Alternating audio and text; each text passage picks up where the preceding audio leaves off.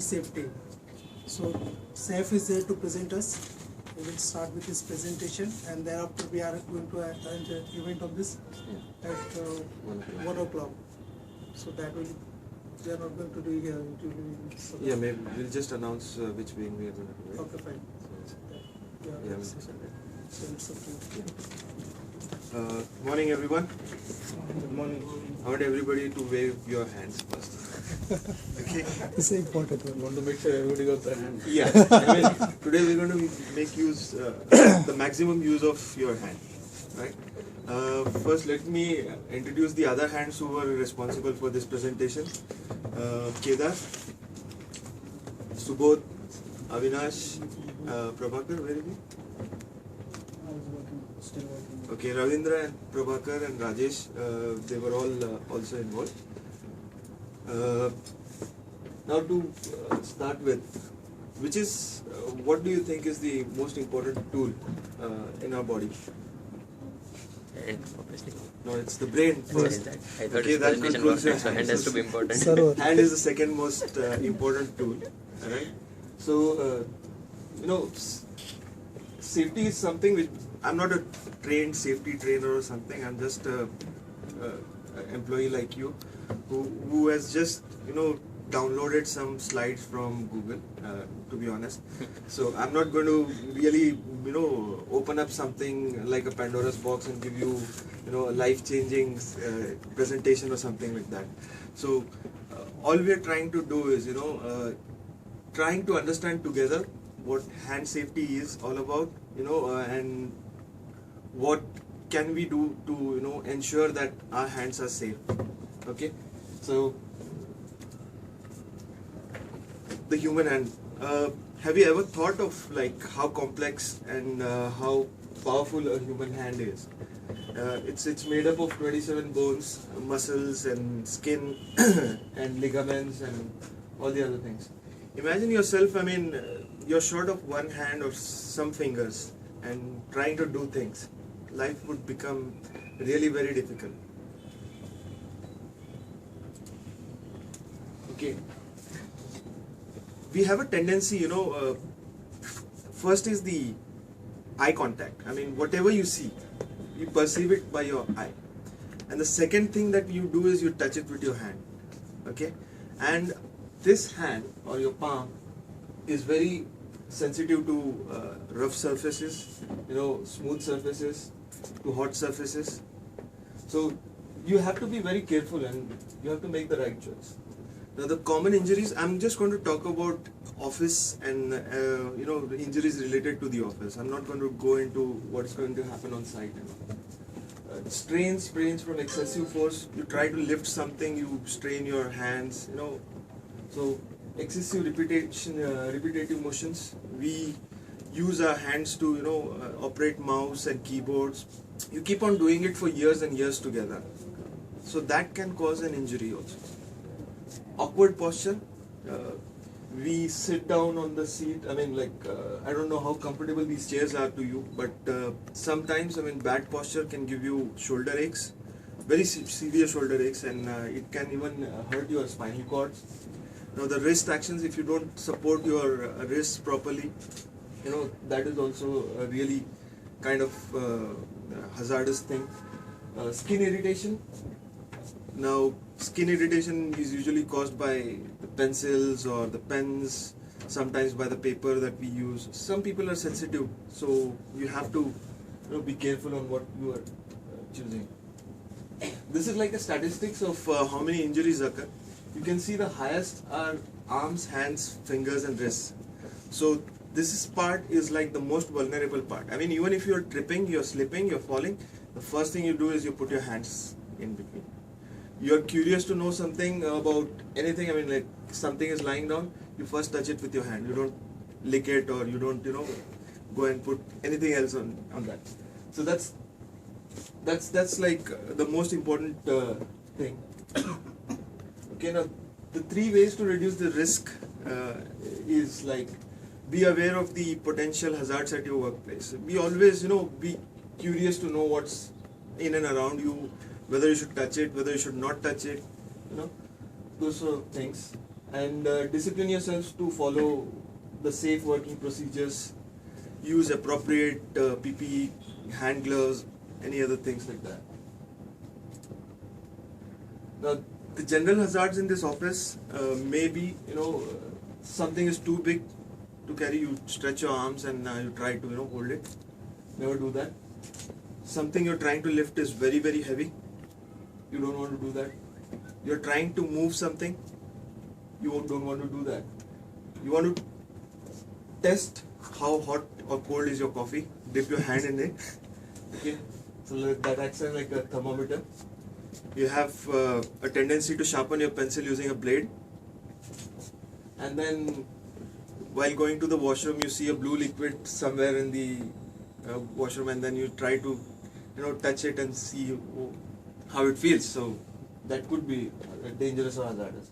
We don't keep hazardous chemicals in this office, so don't worry. Now again, while working in this office, we might use these tools. These are clippers, and then cutters, scissors, and then there's like a paper cutting thing. So you should identify a hazard first, put a proper procedure in place, and then use it. It's not that I'm asking you not to use anything, not to, say like this is hazardous and I can't touch it. It's not that. I mean, you have to evaluate the risk behind it. Now, Jacob's knife policy, Jacob doesn't allow you to use exposed knives. It should be a retractable knife, which goes back in when you hit something. We usually have these bigger plots that we take out, and sometimes A0 paper comes out when we are printing out an A3. At that time we usually have to cut it around. So we are helpless, we have to do it. But you can use a retractable blade instead of using a pocket knife or something else, which could be really harmful or hazardous. Now yes, this is the topic where you will be really interested. Ergonomics. Now how many of you know what is ergonomics? It's a dimension. Yeah? The proportionate dimension how we are supposed to sit. Right. It's something about you and your environment where you work. So ergonomics is how comfortable you are while working, safe way. There are certain things that we do unconsciously, or it's not our fault. I mean, we are humans. We have a tendency to be lenient towards our own body, whereas that's the most prized possession that we have, and it's irreplaceable. We don't respect ourselves. So while using a mouse, you always have to keep your hand straight. So sometimes what we do is we sit like this. You try to stretch your hand like this. Do like this. So that's really harmful to this part of your hand. Okay, and then you have to support your forearm. I mean this part while using a mouse. So that's because it doesn't cause you stress. I mean, just imagine yourself holding up your hand for 5 minutes or 10 minutes. It starts paining.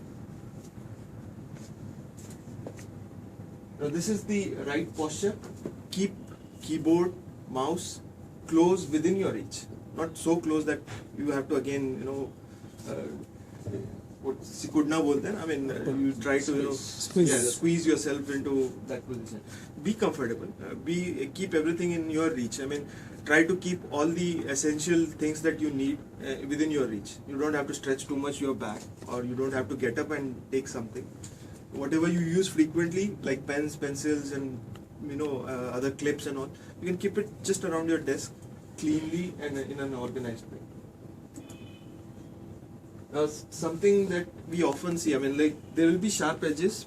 We try to keep our mouse right edge to it, and then we end up hurting our wrist. If you happen to walk across that room, there's a guy called Uday Shirsagar. Okay, recently he has just undergone a surgery for this nerve.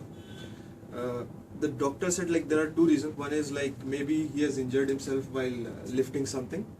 The other thing was he said it's a repetitive strain injury because using of mouse for a long time he's a draftsman, so he has to click every 2 seconds or 3 seconds. So that's how he injured his wrist. Okay, so just ask him what pain he had to go through. I mean, it's not necessary for us everyone to just go through all these pains. And now let's do some exercises. I mean, this I want everyone to get involved into. I mean, the first thing is like these exercises can be done by sitting at your desk, and you should cultivate a habit of doing this all the time. The first one is hand massage. Do it frequently. I mean, just hold your wrist and press it with your finger and just do circular motions around it. That will relax your hand. Okay, right? Why is everyone? I mean, you guys don't have hands, or have you left it at home? Everyone do it. I mean, do it. Maybe it will just relax you for a few minutes. Okay. Then clench and fan. Clench it, fan it. Clench it, fan it. Clench it, fan it. Okay. Thumb stretch. Don't stretch it too much that it gets fractured. Okay. Right. Wrist stretch. Like this. Right. And wrist circles. Okay. I want everybody to encourage you, your colleagues, your subordinates, your seniors, to do these exercises, because these may not be, time consuming. These are just like, you can just cultivate your habit of doing this, doing this in between your work sessions, and take breaks, because continuously working at a stretch will not really, help you in achieving some productivity, good productivity. Right? Ye wala bhi, sir? Sir is adding something into this. Okay, we can do this also. That's also a good exercise. Now, more hand stretches. Okay, something like this. Put your arms forward. That will relax you. Now again, separate fingers. Right, and then using your left hand, apply pressure to your right fingers. So that will also stretch. So these I'll put up these presentations, on J Connect. Okay, and then everybody can just take a printout, put it in front of your desk, and so that you remember. I'm not going to give any pamphlets or something like that. I'm not going to force you to follow safety. It's your body. You are responsible for it. You have to do whatever it is. Now the other next thing is like we use certain tools at home. We talk safety about office. We are not taking it back home, or we are not practicing it somewhere else. Okay. Now I cannot go and ask my mom or my wife to keep the knives away. No, they'll just kill it with that. Kill me with that. Okay? So there are certain ways of using a knife. I mean, you cannot go or do something without using any knife or something else. So always make sure that knife is sharp, so that you don't have to apply an extra pressure to go through something or slice through something. Okay, cut on even surfaces. Don't use like tilted platform to cut something. That is very dangerous. Now 3 sections of knife. When you want to make an insertion, it's the tip that you have to use. When you want to slice, use the middle section. And when you want to chop, use the end section of this knife. Good experience. Yes, heel of the knife. Yeah. Good experience. Yeah. And also, I mean, while chopping, usually you see chefs. I mean, professional chefs.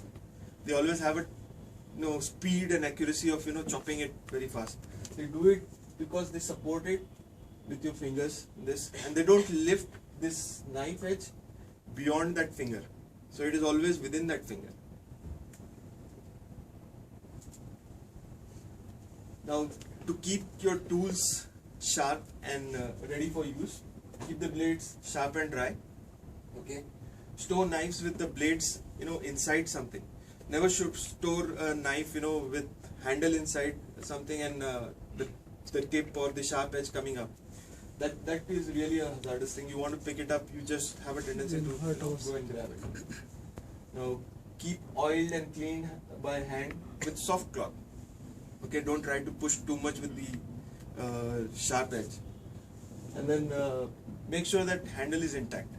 Okay, we always have this problem. I mean, you have a knife and which wobbles around, so you don't get the exact grip. You're not having the right grip on that tool. Okay. Now, these are some things that we can follow in our office life. Okay. So, using special lifting devices, we always see people, especially the blue boys, when we ask them to take something from our desk, like a computer or a huge stack of books, okay, which we think we can't do it. So we ask the blue boy to do it. And he is like, he wants to impress you. He cannot say no to you. He's afraid. He will just try to lift that thing. Okay? So you have to assess whether a human can lift it. If there is an extra assistance required, get other people involved in it. Try to think over it. Whether if you can't do it, then no one else can do it. Okay? Now, hand gloves.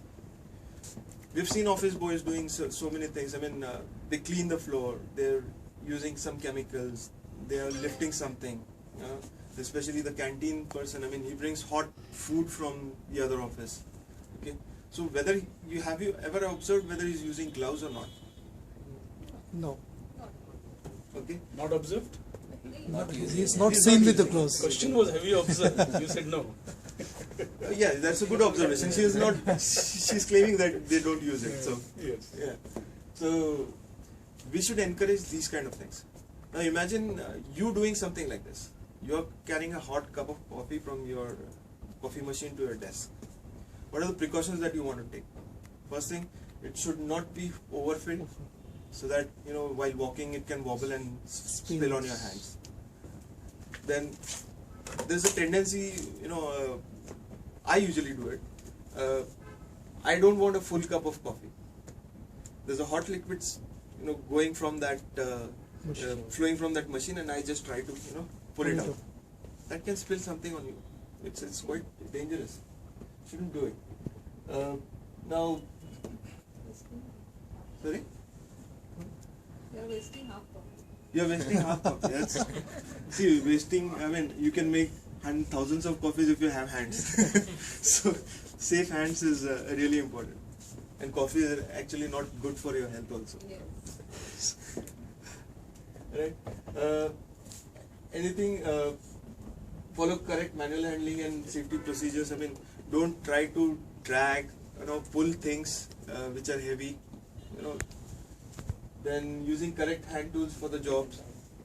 You don't want to use a needle where you want to use a knife, and you don't want to use a knife when you have to use a needle. So choosing the right tool for the right job is what we have to make. Now keep all hand tools in good condition. So always make sure, maybe it's smaller clutch pencil also. That also can be very dangerous. I mean, so papers that we use, sometimes we have a very sharp edge. So it's not that we should stop using them. It's just like we have to assess the risk behind it. Okay, be careful in doing what we are doing. Now, follow company policy regarding the hand protection. So Jacobs has a very strict and very robust policy against safety. So when you see something or somewhere something is going wrong, and if you feel that it should not be done, then just back off and get the person who is involved in it to also back off. Okay, so safety is the most important thing that we have to keep. And then keep safety shield or guard in place, wear gloves if necessary, and choose the correct type for the job. Now, how many of you know that there are different types of gloves that are available? It's there on the video outside. Yeah, it's there on the video. I mean, we don't come across so many different types, but I think here we might need two of them. One is for which is a cloth made one, which is for a better grip on holding things.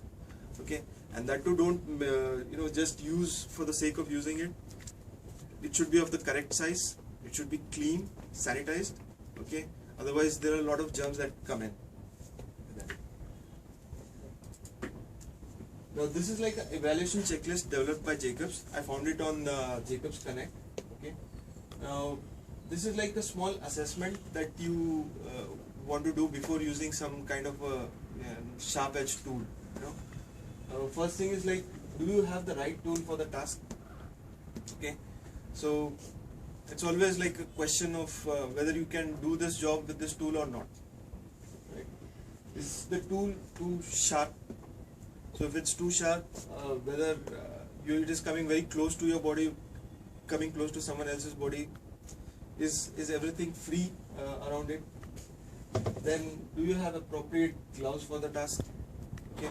When you're doing using clippers and stuff like that, that's also an important thing. Now is the work surface prepared for the task and supported if necessary? Now you want to cut a big A0 sheet and you have to place it on a bigger table so that it doesn't add extra challenges to you, like just dragging it down and pulling your knife towards something. And are you and others out of line of fire? So just make sure that you are like at a safe distance, that nobody will get injured when something goes wrong. And good housekeeping in order. So you have to make sure these checklists, if you think that this is all achieved, then I think the risk that is involved comes down to a very lower level. Right? Safe hands can save people. That's the presentation for today. I want you guys to share at least one incident where you thought like hand was in danger and you protected it, or you have observed something in this office that needs to change about hand safety. In one experience with hand safety has been during the kite flying festival.